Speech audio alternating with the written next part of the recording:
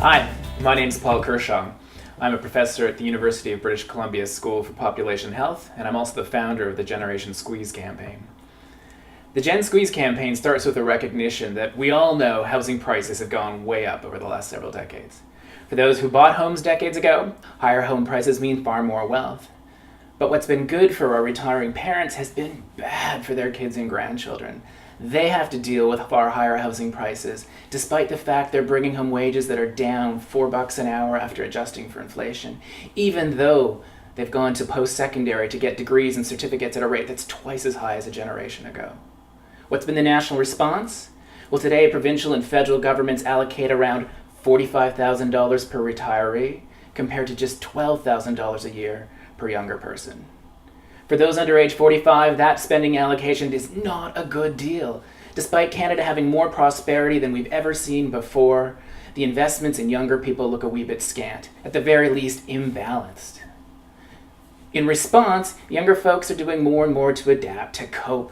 They're working years more to save a down payment on an average home. They're going to school years more in order to compete for the available jobs. And as a result, many are delaying by years moving out of their parents' home and establishing their own financial independence. The problem is, younger people can't work their way out of this time and money squeeze without giving up something fundamental. Either more and more young couples shift from 40 to closer to 80 hours of work per week in order to bring home wages that often one breadwinner could a generation ago, and in the process postpone and delay or give up on having the family they may want, or they have that family, but then give up their ability to work more in the labor market, and as a result take big hits on their income when they share a year at home with a new baby, and then take additional big hits on their income when they look for childcare services, which often cost more than university at the very moment people want to pay down their student debts. Fortunately, we can change this.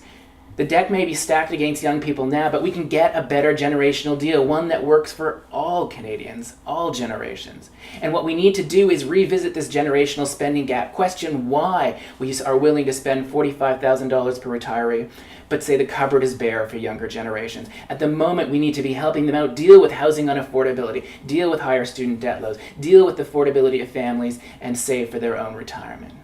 So the Generation Squeeze campaign is inviting Canadians from all walks of life, all ages, to join us, to get on board for a better generational deal, to come together to chat, talk, email, Facebook, petition, party, and call in common cause for a Canada that once again works for all generations. So join the Generation Squeeze campaign to give all generations a chance, and to ensure that our government budgets no longer pit the well-being of grandparents against the health of their kids and grandchildren.